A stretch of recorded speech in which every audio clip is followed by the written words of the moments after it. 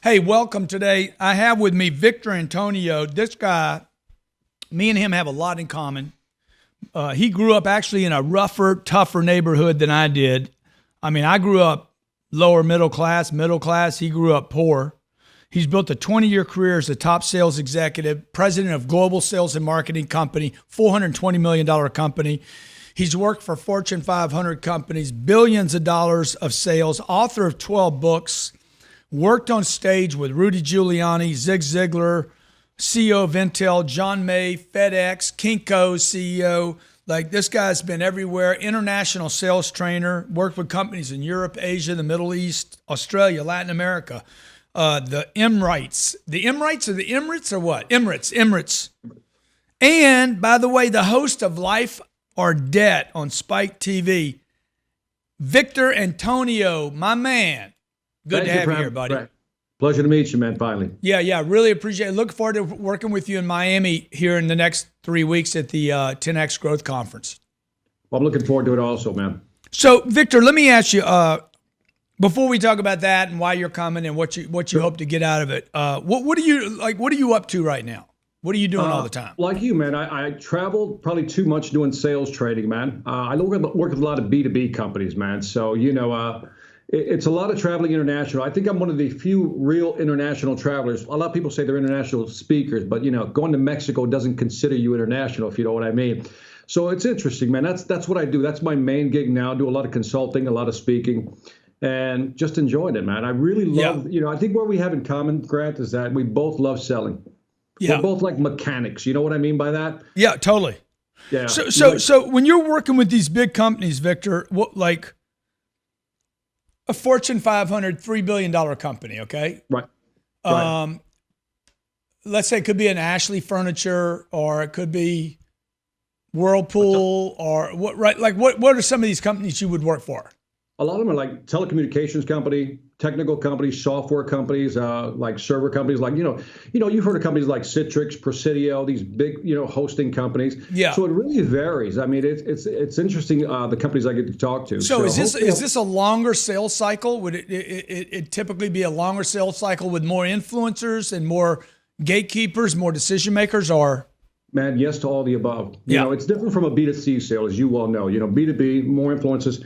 5 to 10 people are going to make a decision. If you go into government, well, that's just another dog. You know what I mean? That's one of the toughest deals to work on. But a lot of these could be 3, 6, even 9 months in terms of sales cycle trying to close a deal. So it's a little tougher, as you can well imagine. You're doing a lot of mini sales, to different departments, trying to get them all on board on one common point.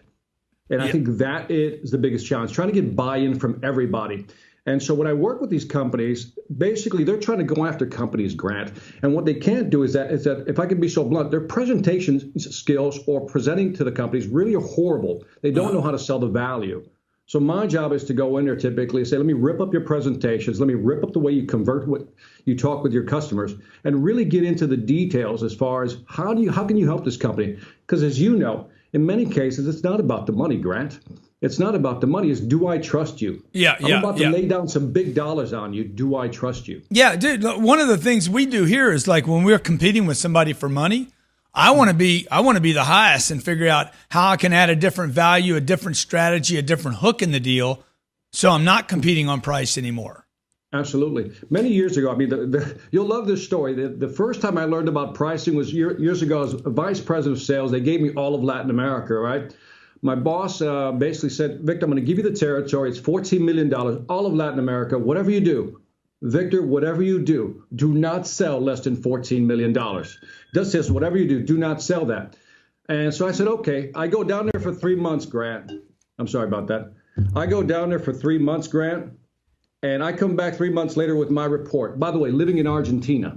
I'm running it from down there. Got offices in Argentina, Chile, Mexico, Brazil, Venezuela, Puerto Rico, and I believe I mentioned Mexico. And so I'm managing this business. And after 3 months, I come back, Grant. My boss, if you can imagine, you walk into the office, big dude says to me, says, Victor, what can I do to support you in Latin America to help you grow your business? Without thinking about it, Grant, what comes out of my mouth is this.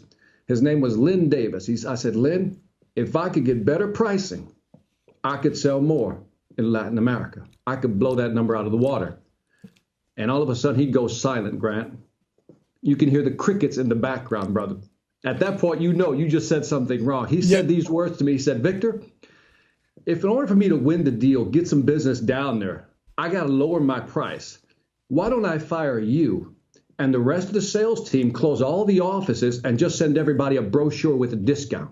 Yeah. And he just stopped. He says, what do you think? And I said, man, I looked him dead in the eye and I said, man, I don't know who brought this conversation up about pricing, but I think we need to move on. It was a bad idea. Whoever brought it up, it was a bad idea, man. It was a horrible idea. And by the way, why are we talking about this? I mean, that's awesome. So let me ask you, first of all, Victor. If I can finish, Grant. Yeah, sorry. I went home. In 2.5 years, went to $98 million. Wow. So we were selling on average 30-40% above our competitors. This is pure telecom equipment, large telephone company systems. And so, it's funny because one day one of my regional managers asked me the same thing. So, Victor, I need better pricing for my territory. You know what I said, right, Grant? Yeah. If I got to lower my prices, blah, blah, blah. Yeah. And then he said, who brought this up? Who brought this up, man? Yeah, there you go. That's awesome, man. So look, let me ask you, why did you agree to do this gig with me in Miami, the 10X Growth Conference? Well, one, I've heard about you. Obviously I've seen you're everywhere, man. So that's an obvious layup.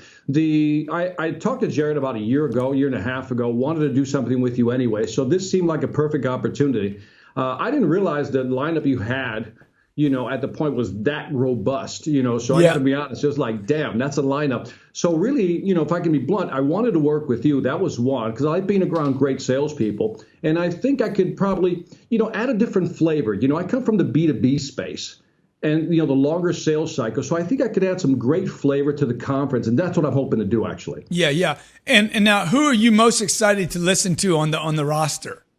Let me see. Damon John, Kevin Harrington, Les Brown, Jay Abrahams. By the way, have you ever heard, I'll take a personal story. I heard Les Brown unplugged one time. I heard him at a church. Yeah. I'd heard him doing public stuff. It was okay. But when I saw him unplugged at a church, when he went for the fences, the guy's off the chain. And so I'd love to see him, Jay Abraham, obviously, Mr. Shark Tank himself. Why not? You know what I mean? But when you look at the lineup and you look at the different disciplines that are there that are represented, I think you filled in all the gaps nicely, man. Yeah, thank you, and thank you for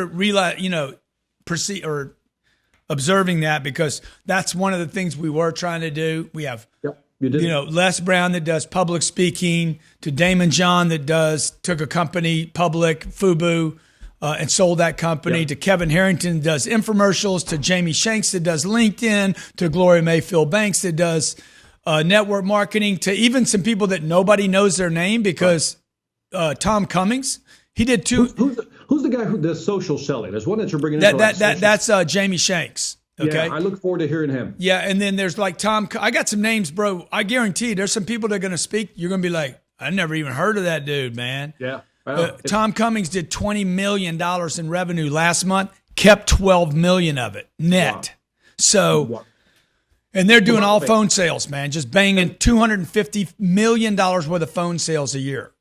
Wow, that's amazing. Yeah. Well, I think you did well. You know what's nice about your mix? You're not bringing in, you're bringing in some of the headliners, if I can be so blunt. But I think you're bringing in some dark horses that nobody's ever heard of. And I think that has value, man. That has great value. Now, so when you come to one of these, Victor, what do you hope I know what you're going to bring, okay? But what do you hope to learn as an audience? Because I know you're going to stick around for a bit.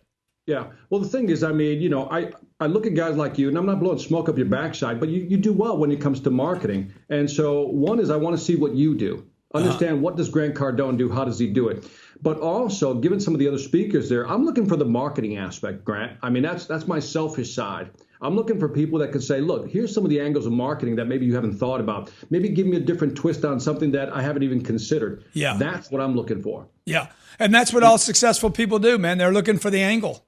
Yep, that's it. What do you know that I don't know, man? How do you hit the ball? How do you get it tight into that hole? How do you multiply? How do you 10X? And to be selfish, and I'm glad you're coming down for yourself as well. Yep. Dude, absolutely. Some of the people on the list, including yourself, hey, what does he know? One of the things I want to do with you is like, hey, how do we go down to South America together, get some of that Argentine money, man? It's all. There you go, man. There you go. Those business owners down there can't get rid of their cash fast enough because they're like, I need a brick. They have, by the way, they love hiring U.S. speakers, man. So, the market's wide open for you. Well, man, where are you going to be coming in from? I'm coming in from Atlanta. Okay. Then, Is that where you live? Yeah, I live in Atlanta. I'll be coming in actually from Sharm el Sheikh. Actually, I'll be in Egypt, and then I'll come back for 2 days, and then I just hop back over to Miami. Well, dude, you got to bring me some of the King Tut's like secrets. All right, man. You kind of got the whole shaved head going. The whole. Dude, I don't have that hair like you, dude. You know what I mean? Plugs, bud, plugs. No, I doubt that, man. It looks natural as hell, brother. Victor Antonio is going to be with me March 17th, 18th, and 19th in Miami Beach. If you don't know this dude, you need to know him, folks. 12 books on sales and motivation, shared the stage with some of the top speakers in the world, has a show on life or debt on Spike TV. He's going to be with us in Miami. I want you to be there March 17th, 18th, and 19th, 10xgrowthcon.com, 10xgrowthcon.com. My man, we're going to make some money together, me and you, all right? That's what I'm looking forward to. And let's man. help a lot of people too, Victor. I appreciate your time, buddy. Thank you, man. Take care.